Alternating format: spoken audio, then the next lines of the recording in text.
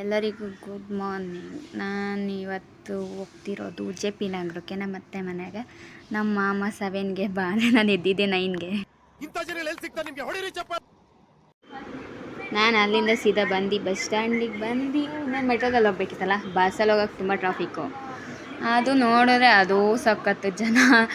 Metro charging ತುಂಬ double ಮಾಡಿದ್ರು ತುಂಬ ಜನ, 100 ಜನ ಟಿಕೆಟ್ಸ್ ತೊಗೊಳಕ್ಕೂ ಲೈನಲ್ಲಿ, ಮೆಟ್ರೋ ಹತ್ತಕ್ಕೂ ಲೈನು. ತುಂಬ ಜನ, ಕ್ಲೋಡ್ ಸಖತ್ತಿತ್ತು. ಸೀಟ್ಸ್ ಏನು ಸಿಗಲೂ ಇಲ್ಲ, ನಿಂತ್ಕೊಂಡೇ ಹೋಗಿದ್ದಾಯಿತು. ಅಯ್ಯೋ ತುಂಬ ರಶ್ ಇತ್ತು ಮೆಟ್ರೋದಲ್ಲಿ. ಅಷ್ಟೊಂದೆಲ್ಲ ಚಾರ್ಜ್ ಎಲ್ಲ ಜಾಸ್ತಿ ಆಗಿದ್ರು, ಸಖತ್ ರಶ್ ಮಾಡಿದರು. ಹೆಂಗೋ ಬಂದೆ JP ನಗರಕ್ಕೆ. JP ನಗರದಲ್ಲಿ ಇನ್ನೇನು ಅಲ್ಲೂ ಫುಲ್ಲು ಜನ ಅಂದರೆ ಜನ. ನಮ್ಮ ಮಾಮ ಅಷ್ಟೊತ್ತಿಗೆ ಬಂದು ವೆಯ್ಟ್ ಮಾಡ್ತಿದ್ರು ನಾನು ಬರ್ತೀನಿ ಅಂತ. ಮಾಮ ಮತ್ತು ನಾನು ಮನೆ ಹತ್ರ ಹೊರಟಿವಿ. ಮನೆ ಹತ್ರ ಹೋಗಿದ ತಕ್ಷಣ ಅತ್ತೆ ನಾನು ಬರ್ತೀನಿ ಅಂದ್ಬಿಟ್ಟು ಅದು ಇದು ಎಲ್ಲ ತಿನ್ನೋಕೆ ಮಾಡ್ತೀವಿ. ಇವಳು ಮುಖ ತೊಳೆದಿಲ್ಲ ಅಂದ್ಬಿಟ್ಟು ವೀಡಿಯೋ ಮಾಡಬೇಡ ಅಂತ ಹಿಂದೆ ಹೋದ್ಲು. ಇನ್ನೇನು ಅಲ್ಲಿ ಹೋಗಿದ ತಕ್ಷಣ TV ಇಲ್ಲೇನು ಇರಲಿಲ್ವಲ್ಲ, KGF ಮೂವಿ ಹಾಕಿದ್ರು, ನೋಡಿರಲಿಲ್ಲ. ಅದನ್ನು ನೋಡ್ಕೊಂಡು ಕೂತ್ಕೊಂಡಿದ್ದೆ.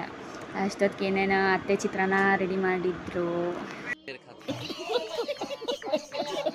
ಕಲಸಿ ತತ್ತೆಗೆ ಹಾಕಿ ಕೊಟ್ಟರು. ಎಷ್ಟೊಂದು ದಿನ ಆಯಿತು ಚಿತ್ರಾನ್ನ ತಿಂದು. ಬೇಗ ತಿಂದ್ಬಿಟ್ಟು ಮೂವಿ ಕಂಟಿನ್ಯೂ ನೋಡ್ಕೊಂಡು ಕೂತ್ಕೊಂಡೆ. ಅಷ್ಟೊತ್ತಿಗೆ ಸೌತೆಕಾಯಿ ಹೆಚ್ಚು ಅಂದ್ಬಿಟ್ಟು ಎಷ್ಟು ಬೇಳೆ ಮಾಡೋಕ್ಕೆ ಅಂದ್ಬಿಟ್ಟು ಕೊಟ್ಟರು. ನಮ್ಮ ಮಾಮ ನೋಡಿದ್ರೆ ಕೈ ತೊಳೆದಿತ್ತ ಕೂತಿದ್ರು.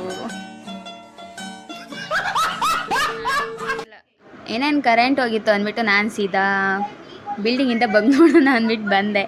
ನೋಡಿದ್ರೆ ಇಲ್ಲಿಂದ ಬಿದ್ದರೆ ನಿಜ ಸಾಯ್ತಾರ. ಅಷ್ಟೊತ್ತಿಗೆ ಇವನು ಪಾಪು ಬಂದ.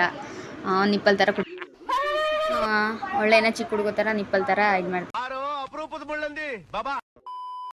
ನನ್ನ ತಂಗಿ ಅಪರೂಪ ಕಸ ಗುಡಿಸ್ತಾ ಇರೋದು ನೋಡ್ತಿದ್ದೆ. ಇವನು ಬಾಟ್ಲಿ ಇಟ್ಕೊಂಡು ಆಟ ಆಡ್ತಿದ್ದ. ಆಮೇಲೆ ಅಲ್ಲೇ ಉಳ್ ಸೇವೆ ಇಕ್ತಿದ್ದ. ಅವನಂತೂ ಮಲಿಕೊಂಡು ಅಲ್ಲೇ TV ನೋಡ್ಕೊಂಡು ಒಳ್ಳೆ ಚಿಕ್ಕ ಚೈಲ್ಡ್ ಥರ ಆಡ್ಕೊಂಡು. ಏನು ಅರ್ಥವೇ ಆಗ್ತಿಲ್ವೇ ಈ ಕೇಸು? ಎಳೆ ಮಗು ಆಗಿದ್ದಿದ್ರೆ ಓಕೆ. ಅತ್ತೆ ಆಲೋ ಬಿಟ್ ಮಾಡೋಕ್ಕೆ ಅಂದ್ಬಿಟ್ಟು ಹಸಿಟ್ಟು ಕಲಿಸ್ತಿದ್ರು, ಎಲ್ಲ ರೆಡಿ ಮಾಡ್ಕೋತಿದ್ರು. ನನ್ನ ತಂಗಿ ಅಪರೂಪಕ್ಕೆ ಸ್ಟವ್ ಮುಂದೆ ಹೋಗಿದ್ಲು. ಅವಳಿಗೆ ಮ್ಯಾಚ್ ಬಾಕ್ಸ್ ಅಂಟಿಸೋಕ್ಕೆ ಬರ್ತಿರ್ಲಿಲ್ಲ. ಅಷ್ಟೊತ್ತಿಗೆ ನಾನು ಇನ್ನೇನು TV ನೋಡ್ಕೊಂಡು 2ನೇ ಮೂವಿ ಸ್ಟಾರ್ಟ್ ಆಯಿತು. ಹಬ್ಬ ಮೂವಿ ಹಾಕಿದ್ರು ಅಂದ್ಬಿಟ್ಟು ಹಬ್ಬ ಮೂವಿ ನೋಡ್ಕೊಂಡು ಕೂತ್ಕೊಂಡಿದ್ದೆ. ಈ ಕಡೆ ನಾನು ಮೂವಿ ನೋಡ್ಕೊಂಡು ಕೂತ್ಕೊಂಡಿದ್ದೆ. ನಮ್ಮ ಮಾಮ ಪಪ್ಪ ನಮ್ಮ ಅತ್ತೆಗೆಲ್ಲ ಹೆಲ್ಪ್ ಮಾಡ್ಕೊಂಡು ಕೊಡ್ತಿದ್ರು. ನಮ್ಮ ಅತ್ತೆ ಒಂದು ಡೈಲಾಗ್ ಹೊಡಿತಾರೆ, ಸಖತ್ತಾಗಿ ಹೊಡಿತಾರೆ, ಕೇಳಿಸ್ತೀನಿ. ಚಪಾತಿ ಅಲ್ಲಪ್ಪ ನಾನು ಮಾಡ್ತಾ ಇರೋದು, ಇದೇ ಅಗ್ಲ ಆಗಿದಾವೆ, ಹಿಂಗೆ ಹೊಸಿಬೇಕು, ಹಿಂಗೆ ಹಾಕ್ಬೇಕು, ಬೇರೆ ಕಂಗ್ರ್ಯಾಚುಲೇಷನ್ ಬ್ರದರ್.